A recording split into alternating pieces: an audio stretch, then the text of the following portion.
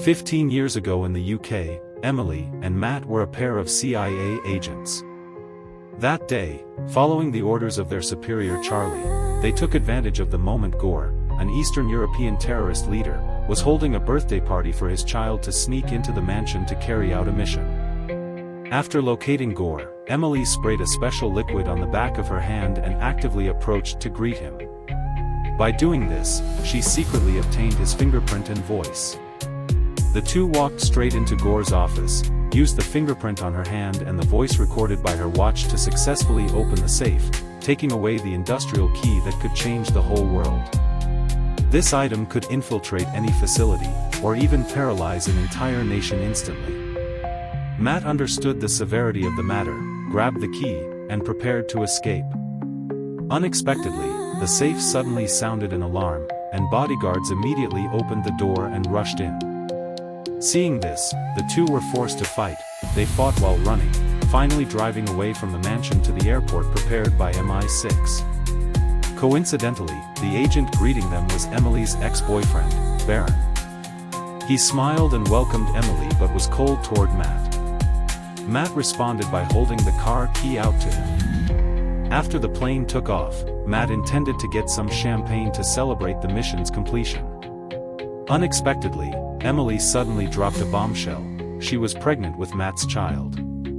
Hearing this, Matt was extremely surprised and happy, immediately deciding to take responsibility for Emily to the end.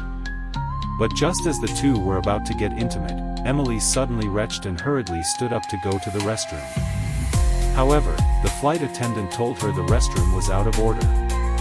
Being a top agent, Emily immediately realized something was wrong.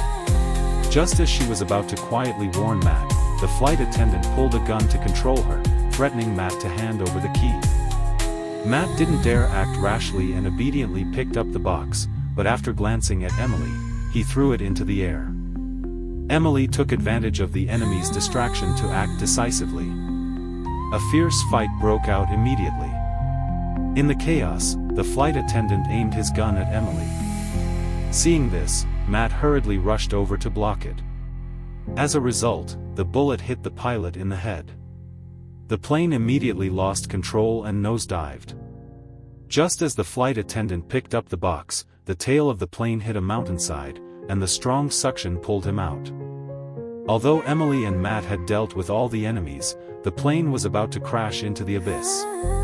In a situation hanging by a thread, Matt strapped the only remaining parachute onto Emily, telling her to take good care of their child. But Emily clearly didn't want to abandon him. She decisively clamped her legs tight around his waist. Matt opened the parachute, and they escaped death by a hair's breadth. After landing safely, Matt thought about their future. If they continued to be agents, they wouldn't be able to provide their child with a good family environment. Now, they could take the opportunity of the plane crash to fake their deaths, run far away, and enjoy the life of normal people. Hearing these words, Emily happily agreed. Although starting over meant she had to cut off contact with her mother, the relationship between mother and daughter wasn't good anyway, so Emily didn't consider it a loss. Just like that, the two remained anonymous and officially started a new life. In the blink of an eye, 15 years passed. Emily and Matt now had 2 children, a boy and a girl, but their life wasn't very comfortable. Their eldest daughter, Alice, had a rebellious personality and refused to communicate with her parents. Their youngest son, Leo, was introverted and solitary, immersed in electronic devices all day. The couple struggled with raising their children, but the results were not very positive. After taking the kids to school, Emily suddenly looked through binoculars and saw Alice standing intimately with a boy.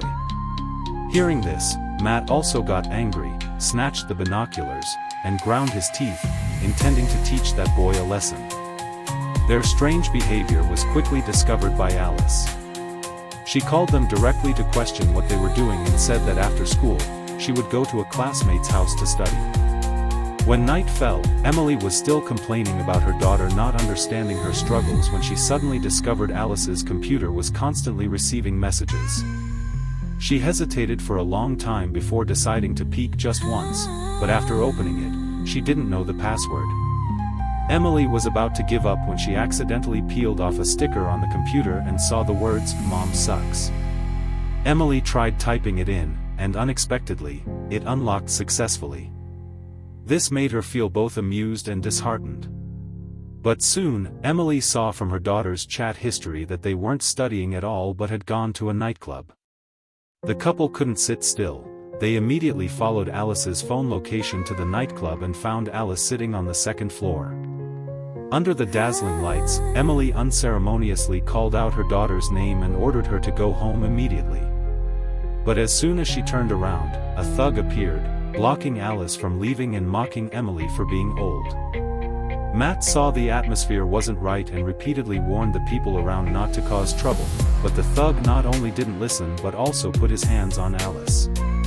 This immediately ignited Emily's anger. She grabbed the thug's neck and slammed him into the side.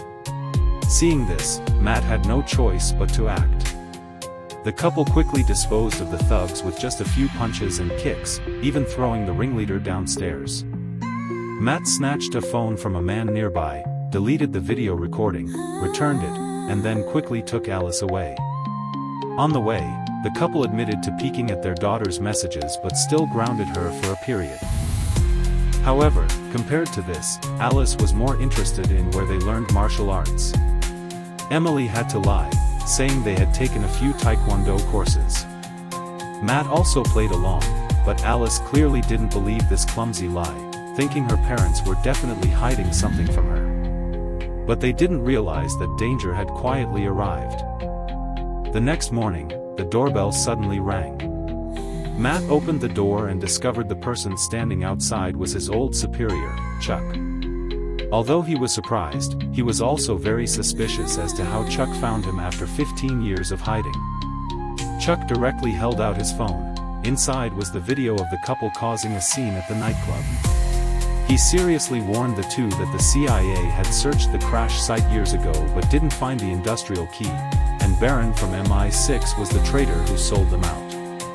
Chuck had confirmed information that Baron was currently cooperating with Gore to search for Emily, Matt, and the key all over the world.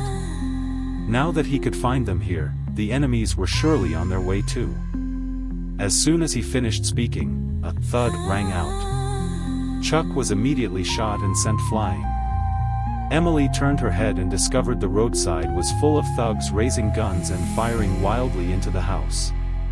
The two hurriedly rolled over to hide behind cover, understanding that if they were exposed, their two children would also be in danger. So, they quickly rushed into the garage, pushed aside the tool board, opened the safe, and took out the travel bag kept for many years. Next, the garage door slowly opened, and a car drove out into the rain of bullets. But when the thugs stepped up to check, they found it was just the gas pedal being pressed down by a hair dryer. Emily took the opportunity to break through the door, rush out, and drive away. While driving, she thought about how to prove she didn't take the key. Unexpectedly, Matt suddenly hesitated and spoke up. Years ago on the plane, he had secretly hidden the key. This made Emily both astonished and angry. She didn't expect Matt to hide such a serious matter. In her anger, she drove the car straight into someone else's yard. Matt had to explain that he did it as a precaution so that if their identities were exposed, it could be used as a bargaining chip. Currently, the key was hidden at Emily's mother's estate. Emily was even more annoyed hearing this. She didn't want to see her mother, so she decided to ask the CIA for help. But Matt argued that the CIA also considered them suspects, and now they could only use the key to exchange for immunity. While the couple argued, the thugs drove their cars towards them. Matt took advantage of the opponent's weapon jamming to throw a Mentos candy into a Coca-Cola bottle, screw the cap tight, and throw it into the enemy car. Once the danger was temporarily resolved, they rushed to the school. Without saying a word, they took Alice and Leo and bought plane tickets for them to England. To dispel the children's suspicions, Emily had to say she was taking them to visit their grandmother in England. Hearing this, the siblings realized they had a grandmother. Alice was even more angry, not understanding how many things her mother had hidden. Matt hurriedly stepped in to mediate, and the situation gradually calmed down. The next day, the whole family arrived in London. Emily used fake passports to pass the checks smoothly and took the children onto a tour bus outside. Upon arriving at the parking lot, Matt noticed a family jeep and signaled Emily. Emily understood. While the owner was getting in, she intentionally crashed into their car. Then, she quietly passed the key to Matt. Just like that, they got a vehicle. However, they didn't know that one of Gore's subordinates was on the bus. Seeing the four of them leave, he hurriedly reported to Gore. At the same time, Baron also learned that Emily and Matt had returned. Through surveillance cameras at the airport, he immediately ordered a search. While the situation was tense, Matt's family was driving forward. To avoid being tracked by location, he asked the siblings to hand their phones to Emily. Emily quietly took off her earring, removed the SIM cards, and snapped them. But they hadn't gone far when the car ran out of gas. Matt had to turn into a roadside gas station and told Alice to take Leo into the convenience store to buy food. But he didn't notice that she had taken the opportunity to take his passport. While buying things, Alice secretly opened the passport and discovered the person inside wasn't her at all. Seeing this was yet another lie, Alice couldn't help but be even angrier. Seeing Leo holding a game console, she told her brother to look up information about the name in the passport online. The result revealed that this person had died 50 years ago. Matt and his wife, unaware their secret was exposed, were discussing their next move when they suddenly noticed they were surrounded by thugs with bad intentions. The two immediately realized these were Gore's subordinates. Without saying a word, they took action. Matt lit the gas pump nozzle, spewing intense flames that scared two thugs back. Emily grabbed a tool to attack first. The two siblings in the store saw this scene and were stunned, watching their parents knock down the enemies one by one while reassuring them that everything was fine. Once the danger was resolved, Matt hurriedly got the kids into the car. Emily suddenly saw a man trying to stand up and decisively reverse the car, knocking him flying. This made Alice and Leo even more scared, thinking their parents were terrorists. But before Emily could explain, she discovered Baron leading his subordinates passing by. She hurriedly started the car and ran in the opposite direction. Baron also decisively ordered his cars to turn around and chase.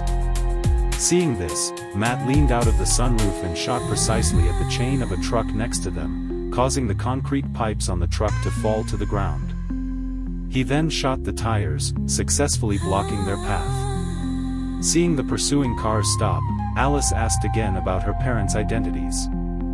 Matt understood they couldn't hide it anymore, looked at Emily, and admitted they used to be CIA agents.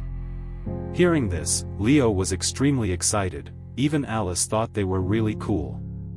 However, Emily realized something was wrong. She had turned off all the phones, so why could the enemy still find them?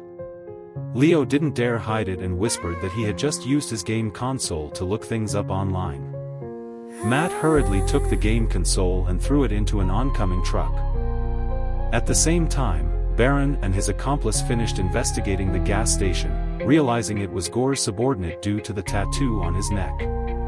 But the assistant beside him felt it was very strange and asked how he knew Emily's whereabouts. Baron avoided eye contact, explaining that since the key was lost 15 years ago, he had started intercepting Gore's communications.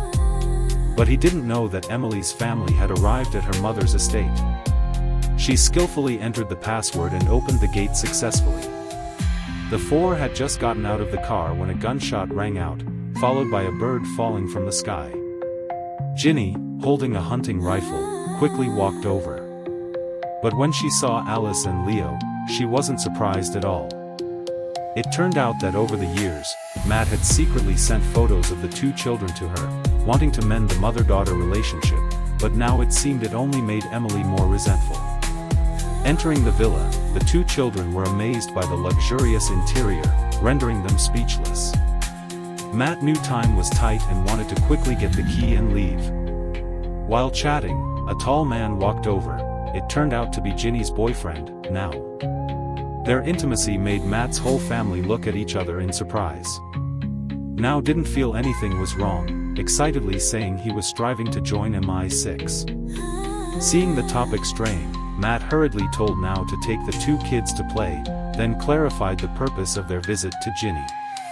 But after hearing it, Ginny blamed the two for bringing trouble to her house. Emily was immediately unhappy, emphasizing that she always tried to be a better mother than her, but she didn't detect Alice standing quietly outside the door. Ginny also unceremoniously pointed out that even if Emily devoted all her effort to her daughter, she would eventually be resented. That is what all parents must go through during their children's puberty. Then she mentioned Emily resenting her for sending her to America when she was young, but Emily forgot that it was her own choice. After speaking, Ginny looked toward Alice, who was eavesdropping, scaring the girl into turning and running away. She didn't want to talk nonsense anymore and decided to get to know her two grandchildren better. But they didn't know that Baron had intercepted the truck carrying the game console and determined their approximate location via satellite surveillance. His assistant checked the map and discovered the estate of Ginny, the legendary MI6 agent, was near it. Baron hurriedly looked up Ginny's information, learning she was Emily's mother. But due to her special status, Baron had to ask MI6 for permission to investigate. At the same time, Ginny found Alice looking at photos in the house, admitting she had dedicated her life to work and indeed neglected her daughter. Alice took the opportunity to emphasize that she didn't resent her mother. Ginny naturally knew this. How could there be hatred between a mother and child?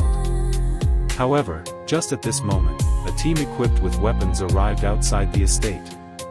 They cut the power lines, broke the password lock, blew open the gate, and rushed straight inside. Matt, who still didn't know what was happening, took Emily to the estate's wine cellar, removed a metal plate, and took out the key hidden for 15 years. Inside the bag was also a letter he wrote to Emily, hoping Emily could forgive him. He did it all to protect the family. These sincere words touched Emily deeply. However, before she could finish speaking, the sound of propellers suddenly rang out overhead. The two immediately understood the estate was exposed. They hurriedly went from the side door into the kitchen but discovered Ginny and Now had been subdued. Emily cut her mother's ropes, then went with Matt to find their son. But just as they stepped into the main hall, mercenaries appeared from all directions. Emily and Matt didn't dare resist and obediently followed them into the inner room, seeing Alice and Leo surrounded by enemies. Matt, fearing his children would be hurt, took out the key without hesitation.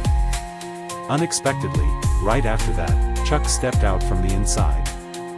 It turned out he was the mastermind behind everything. The fatal bullet back then was just a movie prop.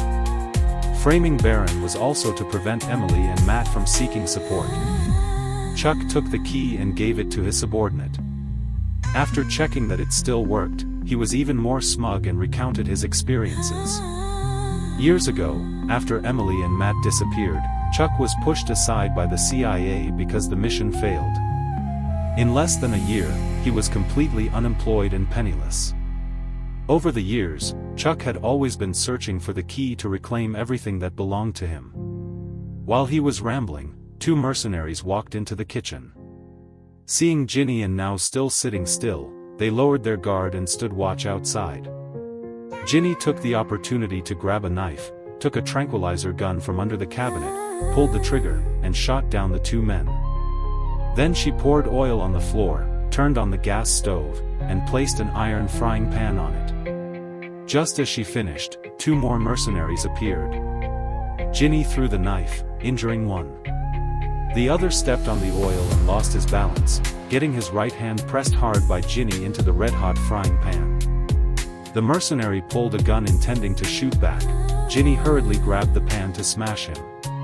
Unexpectedly, the bullet hit Now's arm. A scream rang out. Emily and Matt couldn't sit still anymore. They immediately took action, fighting the mercenaries. But Chuck didn't want to stay long. He controlled the two children and retreated. Matt and his wife were about to confront him when they were attacked from behind and knocked unconscious. When Emily woke up, Alice and Leo had been taken away by helicopter. Due to the distance, the surveillance cameras couldn't capture the registration number. While everyone was at a standstill, Matt suddenly noticed Leo giving a thumbs up towards the camera. He immediately realized the boy was showing off his tracking ring. The couple hurriedly logged into Leo's account, used the GPS to get his longitude and latitude, and discovered it was a modern art museum. They ran for their lives under the cover of night, discarded their weapons, and successfully entered the museum. But Chuck's plan had begun. He betrayed Gore, who had cooperated with him, and called 4 tycoons to auction the key on the spot. This made Gore extremely angry, immediately notifying his subordinates to deal with Chuck. Meanwhile, Chuck had taken the tycoons to the rooftop. Under his command, a subordinate controlled the key to infiltrate London's power grid. The whole city plunged into darkness, even the museum was no exception. Matt and Emily, who were searching, saw the power go out in the room and immediately realized Chuck was demonstrating the key's function, so they must be on the rooftop with a wide view. The two hurriedly pulled each other into the elevator. Chuck, still unaware his location was exposed, was smugly showing off the key. He directly ordered his subordinate to control the floodgates of the River Thames. Now, with just a movement of a finger, the city of London would be submerged in a sea of water. This nearly invincible ability made the tycoons extremely excited. One of them immediately bid $250 million to buy the key. Just as the auction ended, Emily and Matt stepped out of the elevator, fighting with the mercenaries in front. They wielded pink glowing sticks, taking down all enemies. But just as they were about to leave, Baron arrived with his men. However, he had realized Emily and Matt were innocent. This time he came to catch Chuck. Baron kicked open Chuck's door. Seeing the situation wasn't good, Chuck decided to run. Emily and Matt naturally wouldn't let him escape and jumped straight down the stairs to chase him. However, just outside the museum, they were blocked by 2 of Gore's subordinates. They could only watch helplessly as Chuck took the 2 children onto a speedboat. Fortunately, Ginny appeared in time, using a sniper rifle to neutralize the 2 men. Emily and Matt took the opportunity to ride a motorcycle to chase Chuck along the river. After all the pursuers were dealt with, Emily hijacked a speedboat, sped up to give chase, picked up Matt, and continuously closed in on Chuck. Chuck also realized the situation was bad and ordered his subordinate to open the floodgates to escape into open water. The subordinate completed the task and brought the key to the rendezvous point. Unexpectedly, he was spotted by Now, who was in a car. Now stepped on the gas, crashing straight into him, knocking him unconscious. Then he opened the key to successfully close the floodgates. On the other side, Emily and Matt had jumped onto Chuck's speedboat, fighting the bodyguards on board. One intended to take Alice hostage, but Leo used a fire extinguisher to knock him down. Seeing they were approaching the floodgates, Emily put life jackets on the 2 children and threw them into the water, then joined Matt to take down Chuck before jumping into the water. When Chuck woke up, the speedboat had crashed into the floodgates, and a fierce fire broke out. The danger was completely resolved. Dawn broke, and the whole family returned to shore safely. Emily hugged her daughter tightly, and Matt praised his son's brave action. At this moment, Ginny and Now walked over. The mother and daughter hugged each other tightly, the troubles of the past vanished like smoke. Everything settled down, and the whole family returned to the US, witnessing Alice win her soccer match together. But because she hadn't been to class for a few days, this time Alice really had to go to her friend's house to make up for studies. Ginny and Now said they could take care of Leo. This made the couple sigh in relief, feeling they could finally rest. However, just as they sat in the car, Baron appeared in the back seat, saying MI6 couldn't find Chuck's body, meaning he had taken the key and fled. The situation was urgent, and they had to recruit Emily's father to join the operation. Matt was extremely surprised because he had never heard his wife mention her father. Emily looked awkward. Clearly, their story was not yet over. Back in Action is an action movie released in 2025. If rated on a 5-star scale, I would give the characters 3.5 stars. It is worth mentioning that this is the latest work of lead actress Cameron Diaz after a 10-year absence from the screen. Coincidentally, her last movie 10 years ago was also a collaboration with lead actor Foxx. I wonder if this is fate?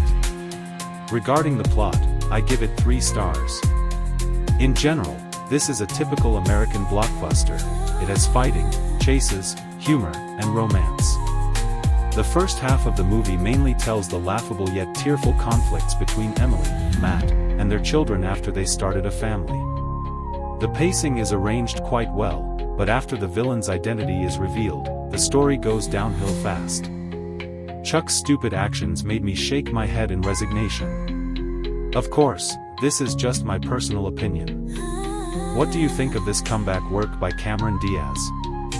Leave a comment below to discuss together. The value of a movie lies in its reputation, and the value of a movie